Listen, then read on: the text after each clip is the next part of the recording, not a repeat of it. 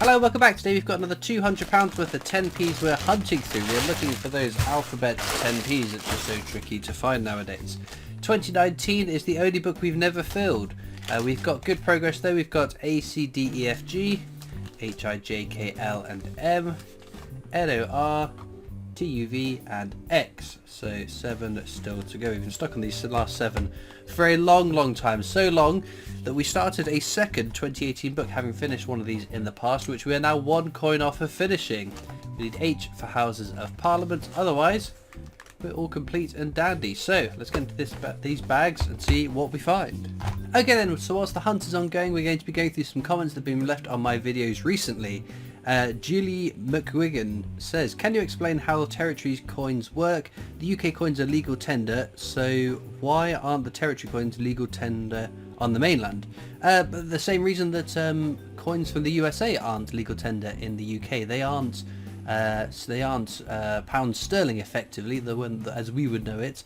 To the best of my knowledge, they are like an independent currency, but it's pegged to the pound. So as the pound rises, the Jersey, Guernsey pound rises as well. I know there is some sort of grey area, because when I worked at a bank, we could accept certain banknotes from certain territories and have to send them back to the cash centres to be exchanged, but certain ones we couldn't, or it might have been a certain age. It's been quite a while since I worked at the bank, so I forget now. So that's basically the reason. It's technically, although it's pounds and pence, it's technically a foreign currency. The same that you couldn't use Canadian cents and dollars down in the USA. So that's what I think. That's the best of my knowledge. That's the answer to the question. Martin Ryan says, you will soon have enough memorial 50p's to pay for your own funeral many years from now. I remember seeing that. It gave me a chuckle then. But yeah, the coins where we don't have final mintage figures that have been announced by the Royal Mint, these indicative mintage figures are all well and good, but sometimes it's phrased as we will mint up to 5 million. There will be up to 5 million of this coin, up to 5 million of that coin, up to 9.6 million of this coin, which means that there could be less made. I'm not anticipating any of the ones I'm keeping ending up being scarce or rare, but just in case, I'm going to hang on to them until we get for the final mintage figures. They're kept in a pot off to the side of where I record. I need to add another pot as and when the coronation 50p start turning up. So yeah, if they end up being very common, I can cash them in at 50p, which is the price I paid for them. Alan Garrett says, please Christopher, pence not peas or peas. Okay, so there's always someone who gets frustrated with things that we say. I think so. They are 50 pence coins, not 50p's, but everybody knows them as 50p's. And the main thing is that people can understand what I'm talking about when I'm talking about them. So if I say 50p's, they're going to understand that. So I think that's acceptable. Language evolves over time, and I would imagine many of us will call them 50p's more than many people will call them 50 pences. Paul McDonald says, would you change your background sound once? Probably not. So when I used to do regular live streams, I would frequently ask there, or I've asked in a few videos in the past, should I change the background music, because I've been using it since I uploaded, I think, my first coin hunting video. And the overwhelming answer was no, leave it as it is. I quite like the track. I wanted music to play, because there's lots of times the videos where things are sped up when nothing is happening, but that music still keeps the continuity of the video playing. You don't think, oh, have I paused that? Because like I said, there are people that don't actually watch, they sort of listen whilst they're doing other things. So if there's no music, then they think, if they go silent, think, oh, is my phone disconnected? Did my phone press pause or something? And I wanted a track that was long enough to last the majority of a video. I couldn't have had like a 10-second clip. 10 seconds would be duplicated far too many times in a video. But then I also wanted something that was kind of an inoffensive tune, something that is just sort of nice idle background noise, nothing that's going to detract from the focus on the video. And I think the one that I found is the best of the bunch that I looked through, and I'm quite happy with it now, and it feels like it's the soundtrack to my life. So no plans to change it. Patrick Powers says, I believe in karma. Wednesday I did overtime to help out in the shop, and the till hunt got me a 2018 Peter Rabbit, an Isaac Newton, and shock of shock, a football Olympic. One very happy girl. Very much so. There are some amazing finds. So if I had a coin hunt where I found all of those, I would be very, very happy. So well done to you. And there we go. We all just need to do a couple of good things to set up our karma for great coins to be found. Right. Sepiaren says, hi Christopher, a question for 10p question day / engagement.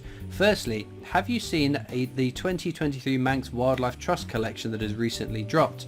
I wondered if you have a favourite design from them. For me it's the Baskin Shark. The other part of the question is, I noticed newly minted British Territory commemorative £1 coins are rarely, if ever, bimetallic. The only example I know of is the Penguin Antarctic £1, a beautiful coin. Do you have any insight into why this might be? So I did see the 2023 Manx Wildlife set because Gracie showed it to me when we were looking at the when we did the Unhuntables on Wednesday. I think the designs are really, really cool on them. I think they are quite pretty coins, somewhat offset by the hideously ugly portrait of the king that Isle of Man have chosen to go with. I think it's a terrible portrait of him.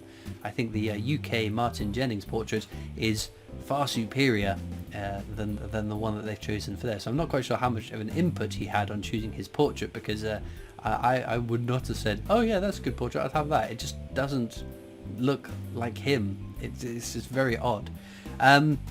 I thought they were very pretty. I can't recall any individually that spring to mind as being my favourite, but I like animals and things on coins, so potentially one of those.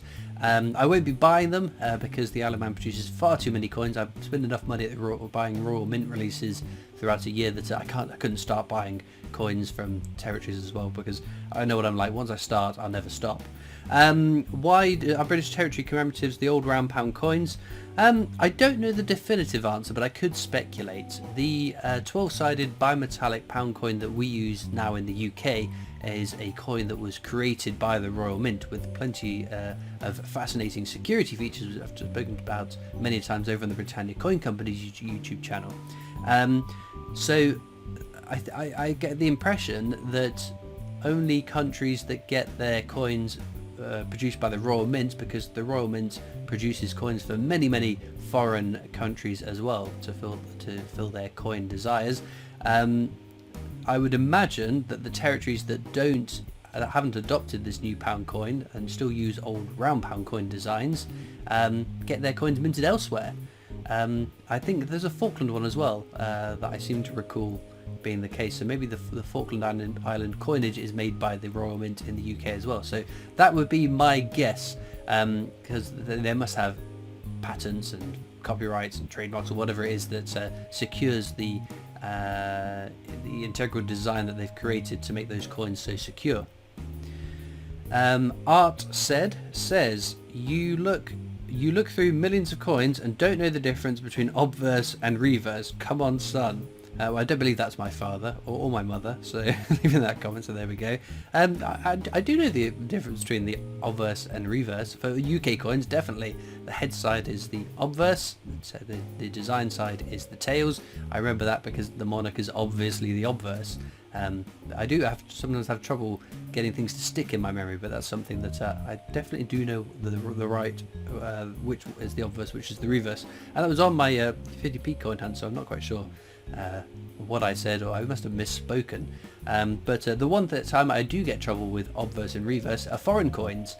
Sometimes it's more obvious than others, but others where there's just designs on either side that there isn't any sort of a definitive design. That's how I would normally judge it. So like on the state quarters or the US quarters, Washington is the obverse and the whatever design on the other side is the reverse. But lots of countries, they just have nice designs on either side, and there's no sort of I couldn't tell offhand which is the obverse and which is the reverse. And I can check it on New Mystery, of course, but if I don't see that coin again, it's going to quickly slip out of the other side of my head. So I'm not quite sure what upset you there, but there we go.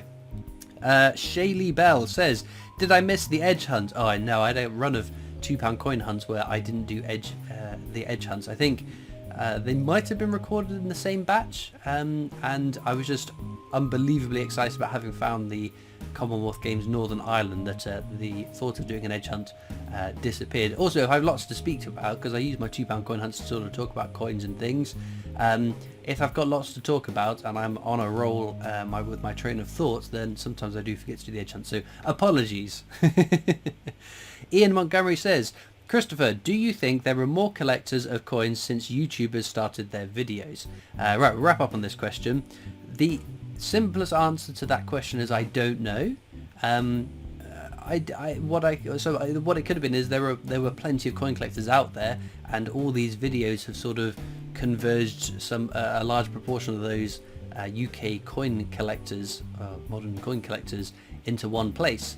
So it might seem like there's more, but it's actually just a case that there is just people are communicating in the comments or over on my Discord server or whatever, because they found me through YouTube. What I would also say is that I do get a lot of messages from people saying they've never had an interest in coins before they found my videos. Some of them still don't have an interest in coin collecting, but still watch the videos because it's a bit of fun, excitement to see if there's any treasures that turn up. And some people just say it's like it's relaxing to watch, which they go to sleep watching my videos, which is a great fun to think about. So yes, I wouldn't want to inflate my own ego by saying that I am leading the charge in growing coin collecting as a hobby, but from anecdotal evidence there are a handful of people at least that have found my videos and started collecting off the back of that. So it does blow my mind that that's the case, and I think that's very sweet those people then contact me to say that, but I don't think overall I've had as much of an impact as say the Royal Mint could if they released a really cool set of coins out into circulation that people could get out digging through their change for. So yes, that's how I wrap up on that question, I think, and get back to the coins.